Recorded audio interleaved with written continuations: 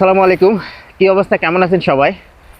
আজকে পোল্যান্ডে কি পরিমাণ বরফ পড়ছে আপনারা দেখেন। আজকে মেবি -60 ডিগ্রি চলতেছে। 60 ডিগ্রিতে এত পরিমাণ বরফ যে পড়ছে, পুরা সব কিছু চলে গেছে। আপনারা দেখেন, আমি আপনাদের দেখাই।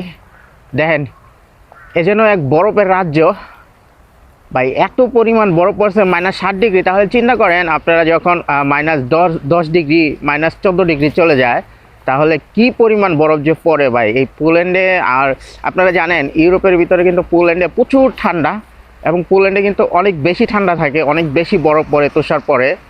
আপনারা দেখেন, আমার চারপাশে কিন্তু প্রচুর বরফ। এই জন্য এক বরফের রাজ্য। আসলে ভাই, ইউরোপে যদি আসেন তাহলে এই সুন্দরগুলাই, মানে অন্যরকম একটা দুনিয়া দেখতে পারবেন।